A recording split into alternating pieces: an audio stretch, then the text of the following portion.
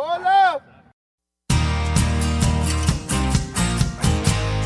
never seen anything like it before, and to attempt to hit the ball out of there is pure madness. The winner of the gold medal and the champion golfer of the year is Cameron Smith.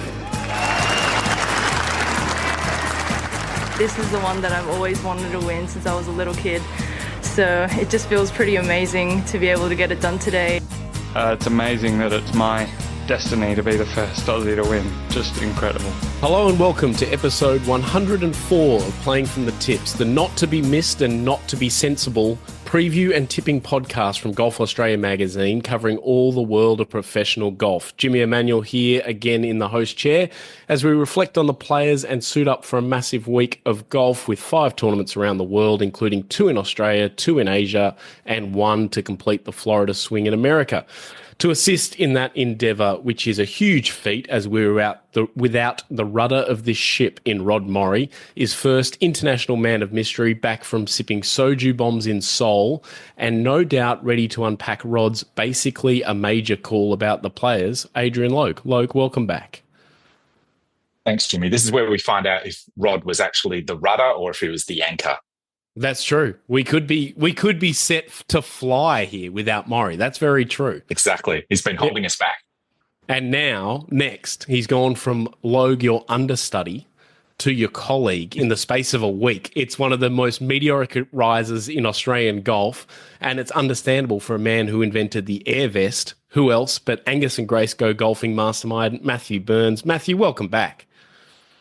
Good morning. It's very nice to make this kind of a semi-consistent part of my life. And, you know, it's great to have some other aviators on the in the group together as well. Jimmy, you must feel very alienated and very alone right now.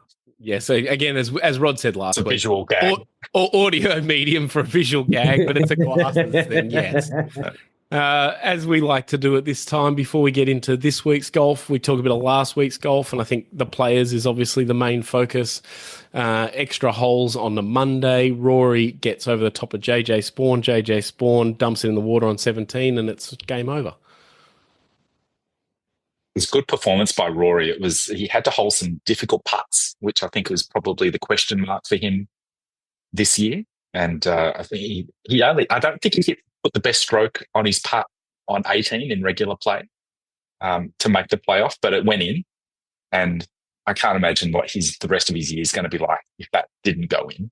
No, he got it was after that US Open last year. That's the big question mark for him, and he had to hold some difficult ones in the final round. And then Rory was Rory in the playoff, and it was good to see him win. Yeah, I think this morning he'll get a lot of confidence from. It felt like a real big dog moment where he came in, he knew what the situation was, and it wasn't the prettiest golf in the world, but he adapted really well to a very different wind direction and playing conditions this morning. So he just dominated the playoff. Spawn was kind of very confused looking, obviously, but yeah, hopefully Roy takes it as a real win, because he used to win a lot. He used to win by a lot. And yesterday you got the feeling, he's up by 3 after the restart, and you were the old Rory used to win that by 7 or 8. I think hopefully the playoff win gives him that feeling where he just wants to go and run away with stuff versus the kind of chancy hoping they lip in versus hoping they lip out kind of thing. And yeah, he won without his absolute best, didn't he? Which is probably crucial. Which we spoke about last week. You don't really do that at TPC Sawgrass. So to do that is a huge, tick in the right direction for him going into the Masters. And stat I saw on Twitter this morning, and I'm sorry to whoever came up with it because I don't remember, since 2024, everyone who's won the Players has won the Masters. That's unbelievable. Amazing. Amazing stat, isn't it? There you go. So Yeah. Rory will be... Do we get to tip the Masters? Yeah. And there was, JJ Spawn had a great week, and there was a lot of players who, had really good weeks. Lucas Glover, who's been beaten up by Sawgrass every year almost, and had a really good week. There was a couple of guys there. Minwoo Lee led halfway, so there's plenty of good stuff. But the other one that was from last week was Joaquin Niemann. Neiman wins again. Phil says he's one of the best players in the world, tongue severely planted in cheek when he said he's number one and better than Scotty, but seriously good resume playing with where he can play. Yeah, he's the class player on Live, isn't he? And he just keeps putting out these good performances. And while it's, sad to say, all these other guys on Live just seem to be fading away a little bit, but Neiman's still a proper player. Unlike Joaquin and Rory's performances last week, ours was not quite to that level, and we should have withdrawn on Wednesday like Jason Day because we had one top 10. So we're at 18 wins, 27 top 10s for the year. No Rod this week, so Logue, those numbers are unrivaled by a podcast with a regular guest who is a member of both New South Wales and Newcastle Golf Club. Indeed. That's a unique distinction of this podcast. Indeed. Did you know that, Matt? Those numbers are undefeated by anyone like that? I met the president the other week at Newcastle, and he didn't even know I was a member. So that's pretty surprising stuff.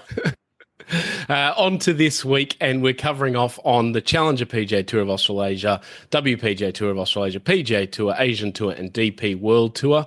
First up, let's stay close to home, and we'll go with the Challenger PGA Tour of Australasia, which has just 2 events left to run on its season. Heritage Classic this week, and the Heritage Classic will probably or almost definitely see the conclusion of who's going to win the Order of Merit. So the permutations are, if Elvis makes the cut, Elvis Smiley wins the Order of Merit for the season.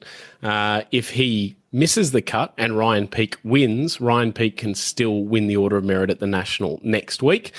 So a big, big week. Elvis is in the field to secure that Order of Merit. He knows exactly what he's got to do. So there'll be plenty of attention, and you'd be very brave to bet against Elvis missing the cut. But there's still plenty of other interest for 3 DP World Tour cards via the Order of Merit. So Elvis already has a DP World Tour card via winning the BMW PGA, Australian PGA, and then Ryan Peake's almost guaranteed the second spot, and then there's 2 more cards off that. So there's a lot of guys around, including Jack Buchanan, Corey Lamb, Jordan Doole, Harrison Crowe, Corey Crawford, Josh Geary, who are in the field that are trying to get those spots via the Order of Merit. And this is at the St John course of the Heritage Golf and Country Club in Victoria. Matt Griffin won last year, where he absolutely dominated and almost shot 59 early in the week, and it was just a canter home. Jack Nicklaus designed golf course, generous off the tee. There's a bit of trees and water and big bunkers, but the players of this sort of class are going to make a whole lot of birdies, less than last year because it got flooded 2 days before tournament last year, so it won't be as soft. But there's plenty of good players. It's a good event, good golf course too, and it'll have a chance to show itself a bit more. So who do we think is going to win? Matt, we'll go to you first. Well, I think maybe I like Harrison Crowe because he's kind of still fighting for that tour card as well. So I'll probably go with Harrison, but I'm also just super happy for Elvis. He's had a really good year, and I picked him earlier in the year. So hopefully I feel like I'm a tiny, tiny piece of that. But no, let's go with Harrison Crowe. I think he played really well, made a ton of birdies. Didn't he lead the New Zealand Open after round 1? He did, yeah. If it's a place where you need to make a lot of birdies, he seems like the kind of guy that just puts his head down and runs really fast. So, yeah, let's go with that. Nice. Load?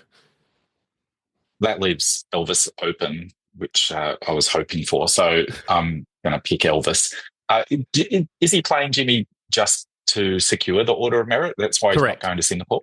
Yeah, correct. Basically, the Order of Merit, he's already got a card, so you would say, he's got a winner's category, which would be better than the Order of Merit category on the DP World Tour, but there's more things that come with it. There's a start at the Open, I believe normally a start at the US Open as well. You get a couple of other things for winning the Order of Merit, and then you get an Australasian category for a long time as well. So he's here just to win that. If he needed to play the National maybe instead, he might have done that, but he knows he can do it this week. Good stuff. Yeah, well, okay, he's my pick for all of those reasons. And a very good reason. I'm going to go with Anthony Quayle, who should have won already this season. You would have thought has to get close. He's right near one of those cards. He's stopped his sort of mission in Japan. He wants to get to America eventually. DP World Tour will be an easier way to get there. So I think Quayle's going to go very, very close. And shot 60 around the Palms at Sanctuary Cove on Saturday. Okay. And what's the current status of the second best stash in Australian golf? Yeah, it's still Quayle. It's still Quayle. Okay. Just. Yeah. Right. Just. Okay. And that is, and for anyone, that's for current stashes, because I don't dare infringe on like Bob Shearer in his prime, because I can't compete with that. But nor should you. Yeah, very good. Active players and people who hang around like me. Next, let's stay local and head to New South Wales for the Ford Women's New South Wales Open Wollongong Golf Club. I'll be there all week. Another co-sanctioned event between the WPGA Tour and Ladies European Tour. Manon de Rohe won in Coffs Harbour last week. She'll, of course, be there. No Grace Kim. She's played her event and she's going back to the LPGA Tour next week. Sarah Kemp, though, continues her comeback from a broken leg, having led into the last day last week. And you've got some European sort of, they're not recognisable names for a lot of people, but they're very good players in Cara Gaynor, Pauline Russin-Bouchard, Clara Davidson-Spilkova, just some. And then the locals, there's Kirsten Rudgley, Kelsey Bennett, Abby Teasdale, all proven players at home and now overseas for the first two. Golf course, a good one, right on the beach at Wollongong there. It's links-style golf on proper links land and hopefully plays firm and fast after they got nothing but damp and soft conditions last week. And if it does play firm and fast, it'll be advantageous to the locals, you would say, as well as obviously some of those from the British areas that are coming over from the European Tour. But it's very, very different golf to last week. So it'll be interesting to watch, and they'll actually get to play 72 holes after a cancelled event, 54-hole event, and finally the third leg of the swing is going to be complete. So who do we think is going to win here? Matt, we're going to go back to you because your first tip was very insightful. So let's go again. Oh, thanks so much. Look, I'm going to go with Momoko Kobori. I don't really know a ton about the field, but she's certainly one of the better players. Yeah, I think in these kind of fields, you kind of maybe just go with the ones that you know. So I can't be overly insightful there. Will she like Wollongong or not? Depends how helpful you are showing her around Wollongong, Jimmy, I suppose. So, I mean, not that we want to interfere with our own gambling, but maybe you have the ability to this week. Maybe, but past champion Momoko Kobori as well, and a very, very good player. And the golf course will suit her as well, particularly if it's firm and fast. So, again, very astute. I think he's hiding his depth of knowledge, don't you think, Logue? He's, I don't really know, but then he's coming up with some gold. Indeed, that's the Burns way. It's the Burns method. I'm looking at this name. I love this name, Hannah Screen. That's some alternate universe Hannah Green or Timu Hannah Green or something. I'm loving that name. And I think she went okay at Coffs Harbour, didn't she? Yeah, she did play okay. Like top 10 or something. Yep. That said, I'm just going to resist that pick just based purely on name and go with another English woman who I think is a really fine player. And a definite chance this week is Alice Hewson. Yeah, very good player. Very good player. Yeah. And the golf course, again, will suit Alice Hewson.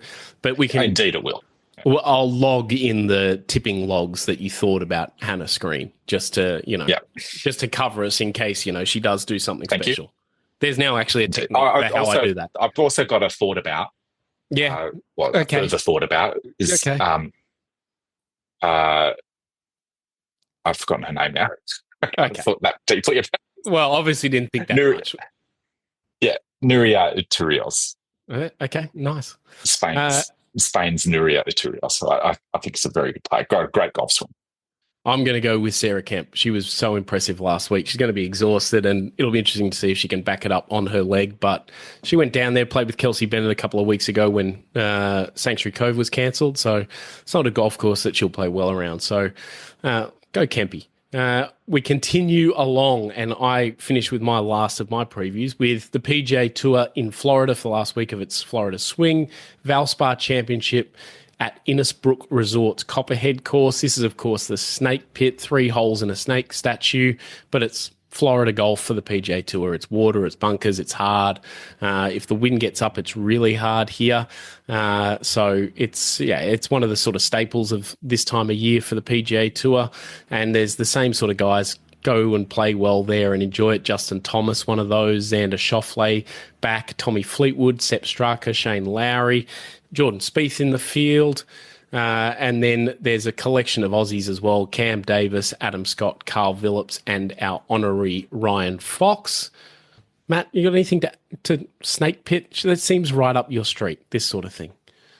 It feels like it should be the perfect warm-up event to the players, because it feels like kind of the players light a little bit. So it's kind of odd you kind of have it the other way around. Timu players.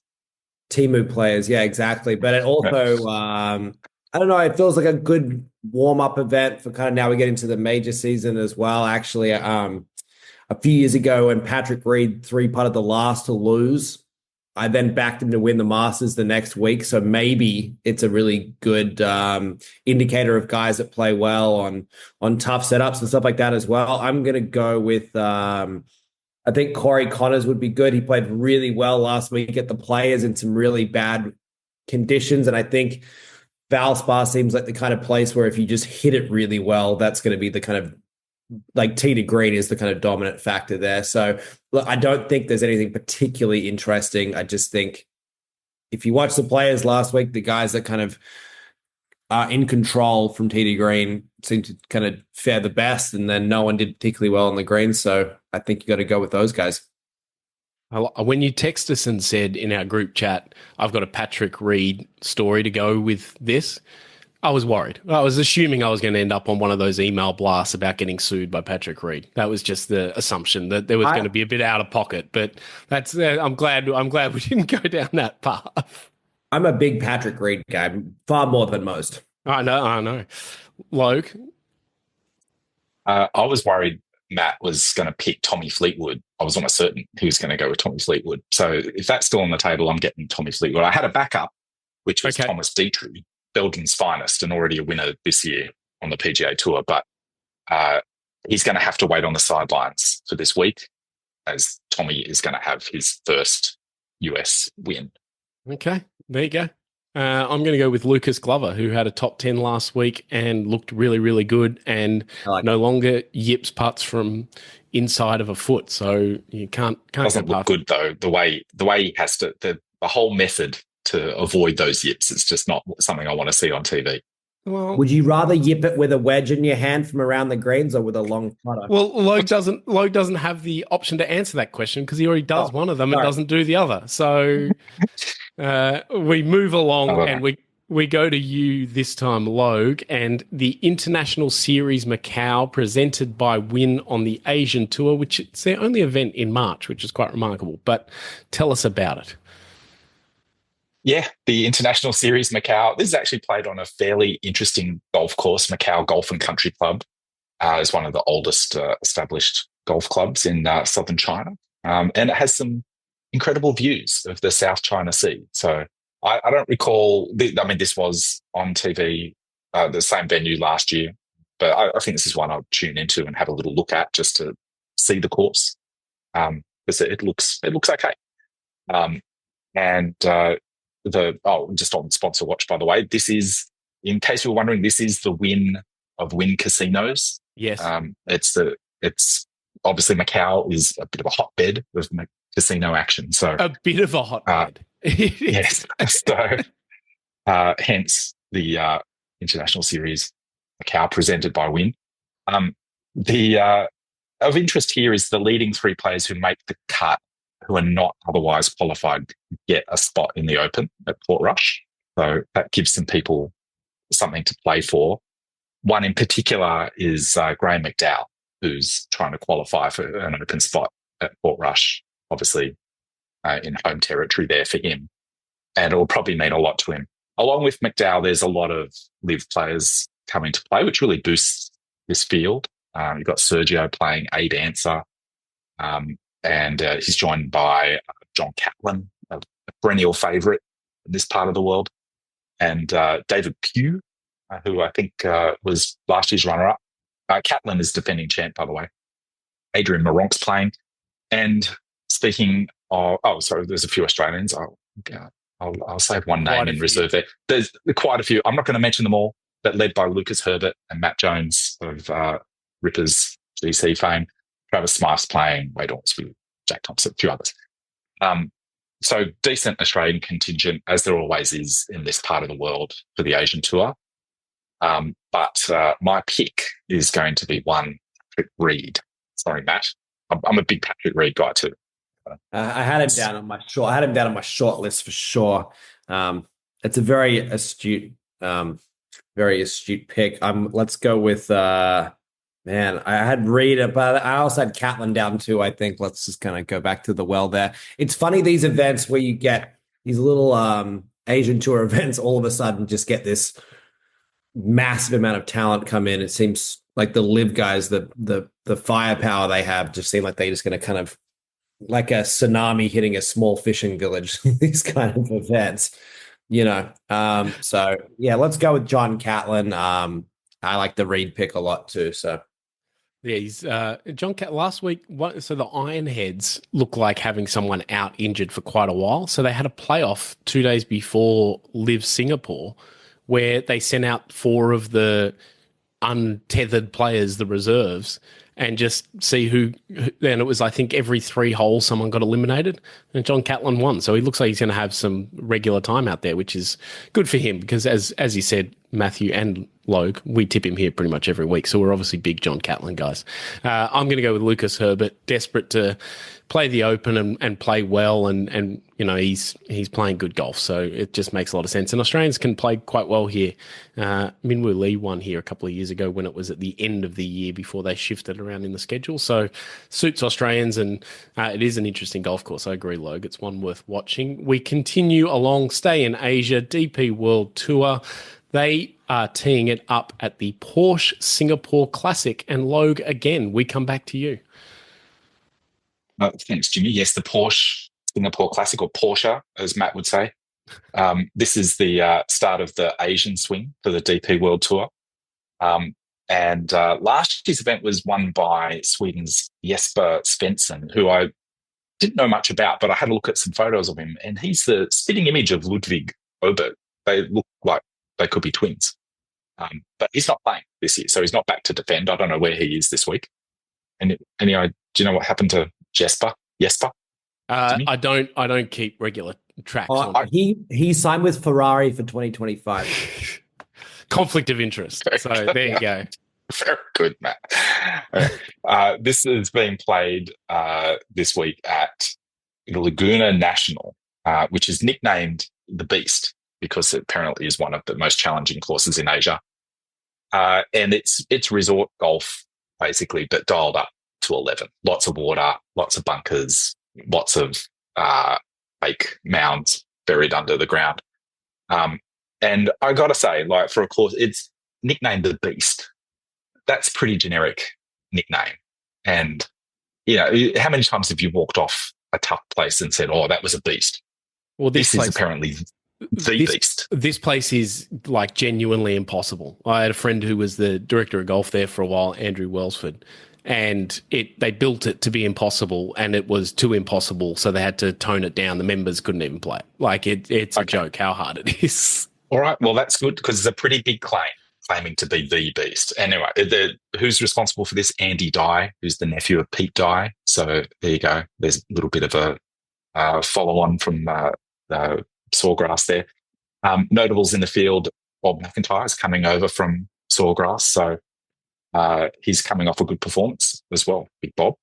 I'm not quite sure why he's playing in this event, picking this out when he's probably thinking more about Masters prep, but he's coming back and forth across the world to play in this.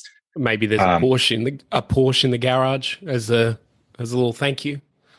Indeed, no doubt there's some connection there. Another couple of sort of marquee players at this. I must say, the International Series field was much better than this field. I don't know. This is not great for DP World Tour. I think not a great start to the Asian swing. Paul Casey and Jimmy Walker are the other 2 marquee players that they've got in the field. I think it leaves us looking at some of the incomers in the European Tour, like a Tom McKibben Or, look, I hate to say it, Ewan Ferguson is kind of one of the big names this week. Yeah. I really hate to say it. And Australians, Cameron John, Daniel Gale, Coletta's playing, the aforementioned Matt Griffin isn't back to play Heritage, he's here. And Jack Carter, Dave Justice River. My pick, however, is going to be Keita Nakajima, Japan's young gun. Already a winner. And, I think he's due for another win and likes these sort of conditions. And a genuinely very, very good player. So, yeah. Indeed. Matthew? I know it's going to be hot. He's a big guy, but I got Thriston Lawrence this week. I think, the big South African hits it pretty well. And if he's on he's a bit of a beast himself. He's a big boy. So maybe he's not going to get too bumped or pushed around, The beast on the beast. Yeah. I think, yeah, he could be our guy this week. But yeah, hard one to tip. I don't know too much about the golf course, but let's go with Thriston. Yeah, I'm going to also go a bit off center and go with Bernd Wiesberger. Lovely. Just because, why not? Been in the wilderness. In the genuine wilderness. Yeah. Wilderness, yeah. Yeah, so I like a bit of wilderness. All right, we got 2 more quick tips we're going to get from everyone before we go, because it is TGL playoffs time. First up, and it will be probably done by the time people listen, but it hasn't started by the time we do this. So New York versus LA. New York, Xander Schauffele, Ricky Fowler, Cam Young play LA, Colin Morikawa, Tommy Fleetwood, Sahith Theegala. Logue, who wins? New York, LA. Are they either one of these your team? I can't remember. Sorry, Jimmy. LA is my team. I've been with them from the very start. So, yes, of course, I'm going for LA. LA. Matthew? Well, New York have been terrible, so I think you got to go with LA. Yeah. I'm going to go with New York because it's not Logue's team. It guarantees us a win as well. Yeah, it also guarantees us a win. This is the end of our chance to pad our stats, so we need everything we can get. And then in the other playoff, there is Atlanta versus the Bay. Atlanta, Justin Thomas, Billy Horschel, Patrick Cantlay against the Bay, Shane Lowry, Minwoo Lee, Ludwig Aubert. Logue? Well, I've heard Minwoo is a late inclusion. I forget who it is. Somebody had to pull out at the last minute. Whoever Minwoo's replacing had to pull out. So I don't know. That's unsettled the Bay. So I'm going to go for whoever the other one was that you said. Atlanta, that would be. Atlanta, thank you. Rod's Atlanta. Matt? I'm going to go with the Bay. I mean, it just feels like good, but I feel like Atlanta's like the evil team, so let's just go with good triumphing over evil here. I'm also going to go with the Bay because they've been, without question, the best team. So that makes sense. That will just about do us for 104. Matthew, you've just been another great effort from you. You just come in as a sub, just hit it out of the park. Maybe Rod was the anchor. Maybe I'm the John Catlin of this podcast. Oh, yeah. And if you're John Catlin, that makes Logue Barry Henson. So, Logue, are you happy with that likeness? I prefer Terry Pilkadaris or something. But Terry Pilkadaris. One Asia winner, Terry Pilkadaris. Terry Pilkadaris is actually, he recently won on the PGA Legends Tour down here, won the Moama Masters. So there you go. There you go. Yeah, nice. As I said, that will do it for episode 104, but you can follow along for all the action and much, much more on golfaustralia.com.au and get out and get a copy of the April edition of Golf Australia magazine. Rory McIlroy on the cover. Big story about why this year is his best chance to win the Masters, which seems extremely timely given what he did to win at Sawgrass. There's also a bit more about Augusta National hole by hole. There's a story about past Masters champions that includes words from Charles Schwartzel, Bubba Watson, Patrick Reed and Justin Rose as well. And Brendan James takes a trip to Bonneville. Plenty of stuff to get interested and be ready for Augusta in a couple of weeks. Thank you for listening to Playing from the Tips, and we'll be back next week.